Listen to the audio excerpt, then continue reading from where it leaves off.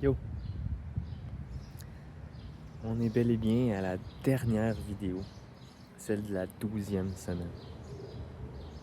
J'avais prévu la faire dans la petite cour qu'on a en arrière de chez nous parce qu'il y a un beau lilas et là il vient de fleurir. C'est super joli, et super fragrant et agréable. Mais j'ai eu une petite quête là, qui s'est présentée. Ma belle-mère qui vit en dessous de chez nous, elle avait une petite souris qui visitait, puis donc elle l'a attrapée dans un petit piège qui fait juste l'enfermer, dans une petite cage.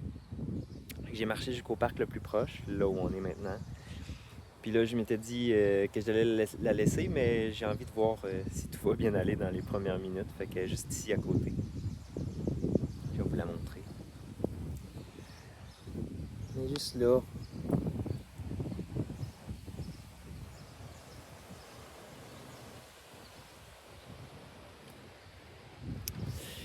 Puis elle a évidemment été dans sa petite cage pendant un bout. Fait qu'elle se lavait pendant la plupart du temps, mais là, elle commence à s'en aller à explorer. Je sais pas si vous allez la voir là, mais là, elle y va. Wouhou! Ouais, c'est le genre de souris là, qui a comme des grosses pattes arrière, puis elle peut sauter. Fait que là, elle sautille un peu partout. Fait que, 12e semaine, c'est aujourd'hui que le 12 semaines de transformation se clôt, ou se clore, ou se termine. Puis je voulais prendre le temps d'aborder, je vais placer mon petit trépied là. Je vais m'asseoir juste ici.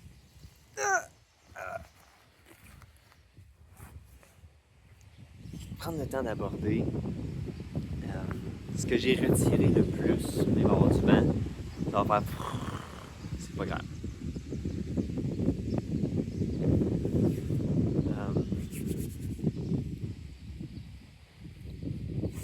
Ces 12 semaines-là, ce matin, je réalise que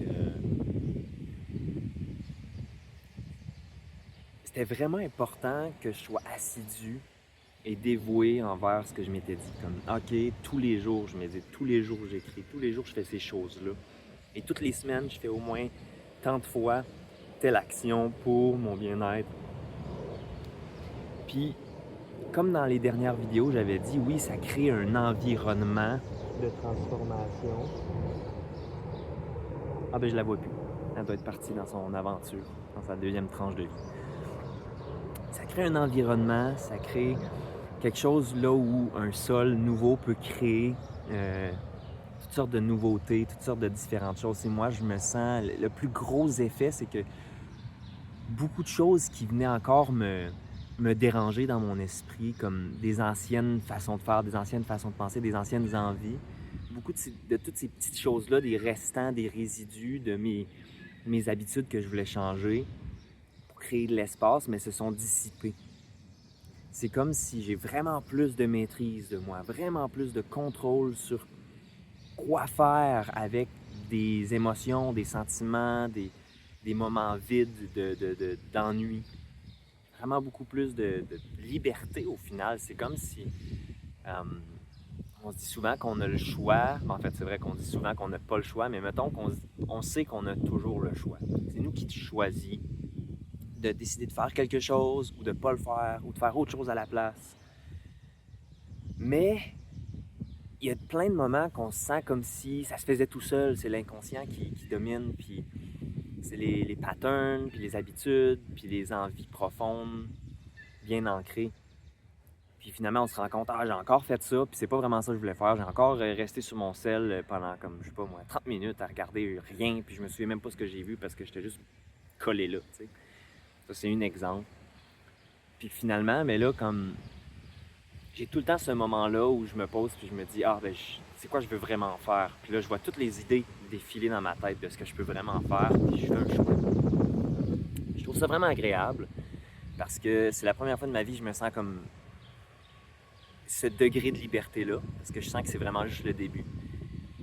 Puis bref, ces 12 semaines-là, ce que je sens qui ont été vraiment importantes, c'est que la dévotion de rester stable et constant permet que maintenant, Par exemple, avec ma nouvelle job, où je me réveille à 4 heures le matin, puis je finis comme entre 3 et 5 heures le soir, qui est très physique. Euh, c'est plus difficile, disons, d'avoir mon 2 heures ou mon heure et demie le matin pour faire ma méditation et toutes ces choses-là. Ben, ça se peut que je manque un jour ou deux des fois, que j'écris pas dans mon journal pendant un jour, que finalement ma méditation, je dois la déplacer. Mais à cause, grâce à mes 90 jours d'avant de stabilité puis de constance, c'est comme si ça l'a ancré quelque chose en dedans. Ça l'a ancré quelque chose d'important, ça l'a mis une base. Puis cette base-là est plus ignorable. C'est comme, tu pourrais être full assidu pendant 20 jours, puis après ça, tu le fais pas pendant comme 3-4 jours, puis les anciennes habitudes sont plus proches. Mais là, il y a un certain cut-off point où tes anciennes habitudes sont plus aussi proches, puis comme si je manque mon écriture la veille, je suis comme « Ah, c'est vrai, hier, j'ai pas écrit », puis tout de suite, je prends mon journal, puis j'écris. Puis pareil pour ma méditation, pareil pour plein d'autres choses, il y a une base qui a été créée. Puis je pense que c'était vraiment ça l'intention. Si je regardais mes premières vidéos, c'est vraiment, je vais créer une base pendant 12 semaines, puis après ça, je vais voir où est-ce que ça m'amène. Puis je sens vraiment que c'est comme un début. Maintenant que j'ai cette base-là, qu'est-ce que je veux bâtir dessus? Qu'est-ce que je veux construire?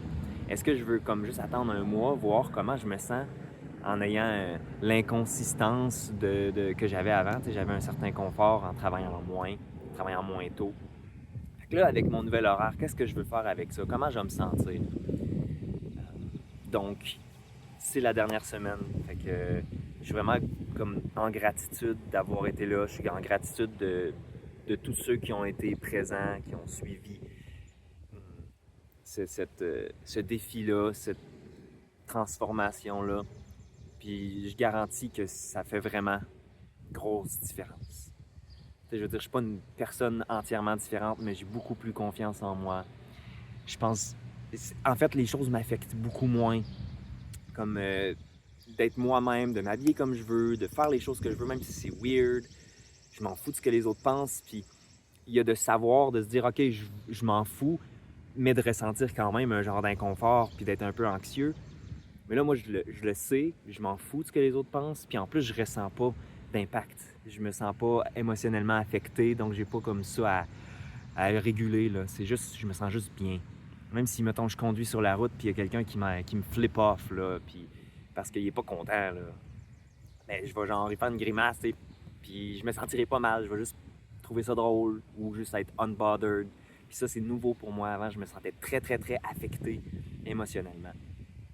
Avec beaucoup de confiance, je me fous moins du regard des autres. J'ai plus envie de faire les bonnes choses pour moi que de faire les autres choses. C'est comme si ça allait faciliter beaucoup le chemin que je décide de construire. C'est mon choix au final. Quelqu'un pourrait décider de faire un 12 semaines avec un alignement avec ce que lui veut faire. T'sais. Mais je recommande. Je recommande solidement. Puis le jour où je vais avoir des clients qui vont être dans mes workshops, mes ateliers ou qui vont être accompagnés par moi ou dans des retraites que j'organise, ben, je vais recommander fortement de se faire un container de 12 semaines, que ce soit avec aide ou seul pour commencer. Vraiment un outil incroyable qui coûte rien. Si tu le fais tout seul, il coûte rien, puis c'est incroyablement transformateur, puis c'est comme un tremplin au final vers plus. Et souvent, on est comme tellement bombardé d'informations puis de connaissances. On sait comment faire les choses, mais on n'a pas pratiqué rien. Ça semble difficile, puis on échoue parce qu'au final, on est poche, on est au début, on est débutant, on est un élève, puis on n'a pas pris le temps de pratiquer cette étude-là. On sait plein de choses, mais on pratique rien. Puis c'est comme si ces 12 semaines-là, c'est un 12 semaines de pratique. C'est le moment pour t'entraîner, prendre vraiment le temps, puis ton focus, puis ton énergie pour ça. Après les 12 semaines, tu peux décider de faire plus. Tu peux décider, OK, bon, maintenant que je me suis pratiqué, je vais mettre en pratique. Comme je vais vraiment essayer de créer quelque chose avec ce que j'ai fait, puis voir qu'est-ce que ça donne, puis prendre de l'expérience.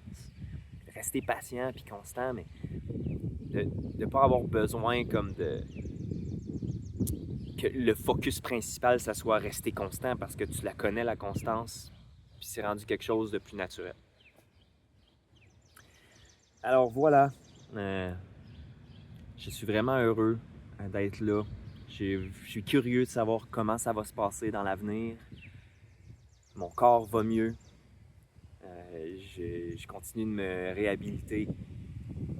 Hier, je me suis offert un beau soin avec quelqu'un qui fait de la massothérapie sportive, qui aide le fascia, puis en tout cas toutes sortes de choses différentes. Puis ça m'a vraiment aidé, ça m'a éclairci encore plus sur qu'est-ce que j'ai besoin de faire, puis sur quoi j'ai besoin de faire attention.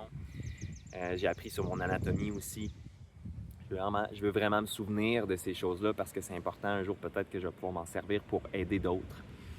Puis, petite anecdote, je me suis éclaté le genou sur une roche, là, genre mon dernier jour de travail cette semaine. Puis, c'était vraiment intense. Je me suis vraiment pas manqué. Puis, genre, ça l'a fendu le bout de mon genou, puis il y avait du sang, puis tout. Puis, du coup, je me suis dit, ah ben, c'est ça qui est arrivé. T'sais. Puis, dans le passé, je me serais vraiment.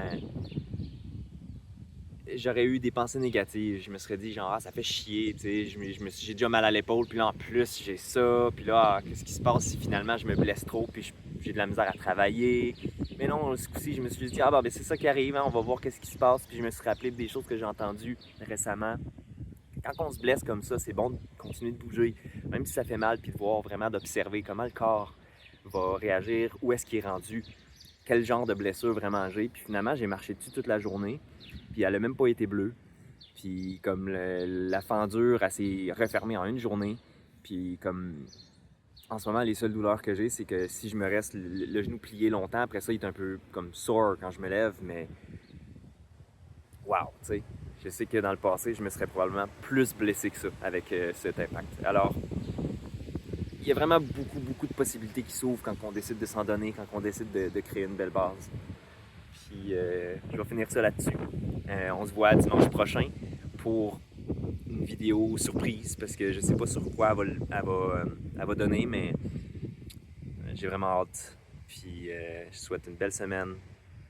Puis je t'invite à mettre de la vie dans les commentaires. Dis-moi, est-ce que tu me suis depuis le début de ces vidéos-là? Est-ce que tu en as juste vu quelques-unes? Est-ce que ça t'a parlé? Est-ce que tu trouves que ça n'a pas rapport? Puis que pour toi, là, c'est du gros charabia là, de woo-woo voodoo. Là.